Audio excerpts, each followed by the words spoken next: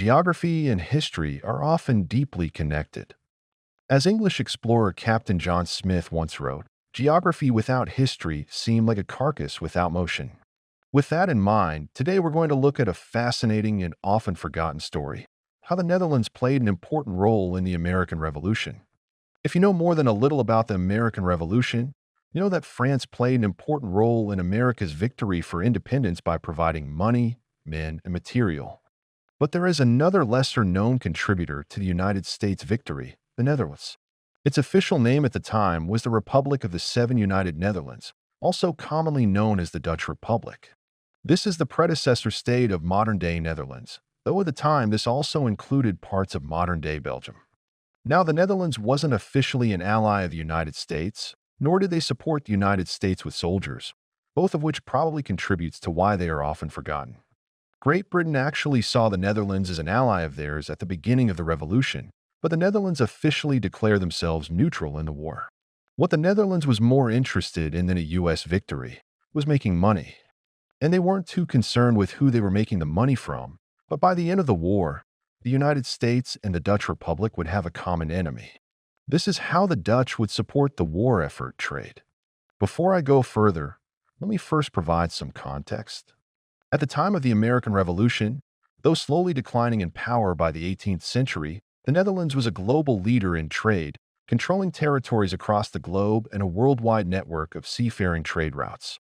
Historians and economists debate on what exactly drove this small nation of only about 16,000 square miles or 42,000 square kilometers to become such a power. But historically, the Netherlands have accepted a high number of immigrants, which often brought with them skills and capital that could be reinvested. The country's inhabitants have also historically had a hard work ethic that emphasizes efficiency, which many historians say is rooted in its Calvinist past. But its rise to becoming a great seafaring nation is also rooted in the Netherlands' physical geography. This is a coastal country, lies extremely low in elevation, and is essentially one giant river delta, which has made it prone to flooding. Water and the terrain shaped by it is why the country rides bikes, grows tulips, and has hundreds of windmills.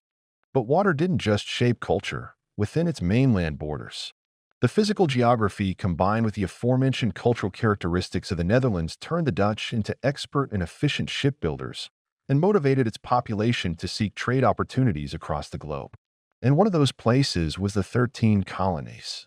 Tensions began rising in the American colonies following the French and Indian War in 1763. The British launched a series of acts that raised taxes on the colonists in order to pay for the war, because the British felt that the colonists caused the war, so they should provide payment for the protection that Great Britain had provided. The colonists weren't happy about it. Protests erupted, and in 1770, British soldiers opened fire on a mob of angry colonists, killing at least 5 men and wounding several more, in what is known as the Boston Massacre. Then in December of 1773, a band of Bostonians, dressed as Mohawk Indians, in protest on the taxation, boarded British ships and dumped 342 chests of tea into Boston Harbor. The event is known as the Boston Tea Party. The British Parliament responded with what the colonists referred to as the Intolerable Acts. This brought Massachusetts under full control of the British government and allowed British loyalists in the colony to be tried in Great Britain. George Washington called this the Murder Act because he said it allowed British officials to harass colonists and then flee to Great Britain to escape justice. The act also allowed British soldiers to be housed wherever necessary, including private homes, though some historians say the act only meant unoccupied buildings. Great Britain had attempted to isolate extremists in Massachusetts with these acts, but it backfired, and other colonies pledged to support Massachusetts if there was an attack by the British. The colonists prepared for war. The British, for obvious reasons, refused to sell arms and ammunition to the American colonists, and they banned other countries from doing so as well. In 1774, Britain declared the export of war materials to the colonies to be illegal and therefore subject to search and seizure. And this is where the Dutch entered the picture, because the Dutch didn't care. Dutch merchants continued to trade wherever and whenever possible. The British Lieutenant Governor of New York warned London in November of 1774 that contraband between this place and Holland prevails to an enormous degree. Actions must be taken against the smugglers, but it would not be easy. The vessels from Holland or St. Eustatia do not come into this port, but in the numerous bays and creeks that our coasts and rivers furnish, on which the contraband is sent up through small boats. The British were furious that the Dutch continued to ignore the ban. They then made a strong request to the Netherlands to stop all war materials from being shipped to the American colonies. Penalties included confiscation of materials, large fines, and the confiscation of ships if not paid. Conscious of not being able to go head-to-head with the British Navy, the British had 100 warships compared to the Netherlands' 11. The government of the Netherlands officially decided to comply. But the Dutch merchant class wasn't happy with their government's decision, and they just continued to ignore the British request. So the British then responded with more search and seizures around St. Eustatius, the hub for this arms and ammunition trade. Once the war had officially begun with the battles of Lexington and Concord in April of 1775, the Dutch ammunition trade to the Americans got so bad that King George III in January 1776 ordered more warships on duty around the Caribbean. He stated, "Every intelligence confirms that principally St. Eustatius, but also all the other islands, are to furnish the Americans with gunpowder this winter." But many of the Dutch traders continued to find ways to evade the British. More obstacles arose with the defeat of the Americans at Long Island, which left America completely without the ports of New York and later Philadelphia. Though the two largest ports were occupied by the British, the Dutch were again not a group to give up on this lucrative trade, and they continued smuggling through smaller ports and estuaries. In 1776, the Dutch Republic made a half-hearted effort to comply with a continued request from the British. They replaced St. Eustatius governor with a new man named Johannes de Graaf, after the British complained that his predecessor was allowing merchants to continue to ship war materials to the Americans. But on the 16th of November 1776, the American Navy ship USS Andrew Doria, with the American Declaration of Independence on board, arrived in St. Eustatius. Its captain fired a salute to the Dutch flag on Fort Orange, and the governor, Johannes de Graaf, decided to answer the salute with 11 gunshots. And so the United States of America were for the first time recognized as a nation by another.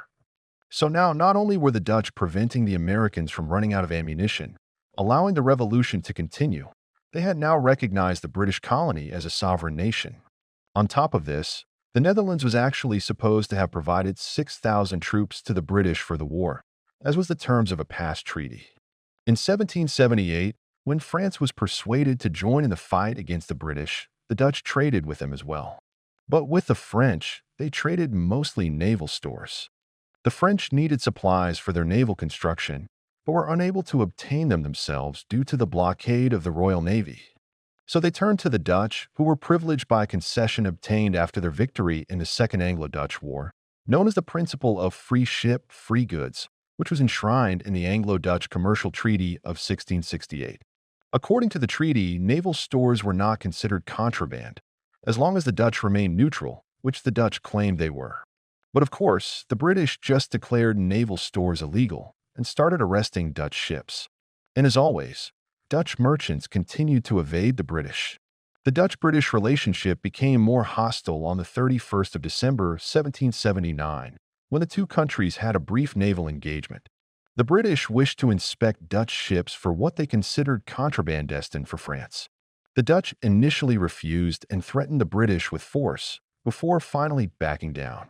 The event caused the Dutch to pursue joining the League of Armed Neutrality, which was an alliance of European naval powers which was intended to protect neutral shipping against the Royal Navy's wartime policy of unlimited searches.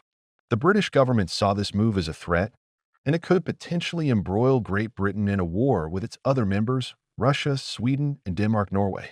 They had finally had enough. Great Britain officially declared war on the Dutch Republic, and they began attacking their former allies' colonial economic interests, including St. Eustatius, in what was known as the Fourth Anglo-Dutch War. One head-to-head naval battle did take place, the Battle of Dogger Bank. Both sides took hundreds of tactically. The battle was a draw, but it was a strategic victory for the British. The Dutch did not have the naval strength to continue going head-to-head with the British. This allowed the British to continue their oppression against the Dutch merchants. Though the Dutch colonial empire had already been slowly declining, this settled it, and cemented Great Britain as the new leading commercial power. Though the Netherlands' economic self-interests were a large motivator for the support of the American Revolution, Dutch citizens, probably more so than the Dutch government, became more sympathetic to the American cause as the war progressed. Both countries were being bullied by the same global power, and some sympathy may have come from the Netherlands having fought for their own independence in the 16th and 17th centuries. Whatever the motivation was, the United States will always be grateful for their support. Historian Barbara Tuchman claims that it's possible that the American Revolution would not have survived without the Dutch ignoring the ban on war materials and successfully evading the British. On February 27, 1939, President Franklin D. Roosevelt presented a plaque to St. Eustatius. Mounted on the flagpole inside Fort Orange, it reads, "In commemoration of the salute to the flag of the United States, fired in this fort on November 16, 1776, by order of Johannes de Graaf, governor of St. Eustatius, and replied to a national gun salute fired by the U.S. brig of war Andrew Doria." Here, the sovereignty of the United States was first formally acknowledged to a national vessel by a foreign official. The story of Dutch involvement in the American Revolution reminds us that history is rarely simple. While the Netherlands was motivated by trade and profit, their actions gave vital support to the American cause at a critical time. From supplying weapons and materials to offering the very first recognition of American sovereignty, their role left a lasting mark. Though often overshadowed by France, the Dutch contribution deserves to be remembered as a key piece in the story of America's fight for independence.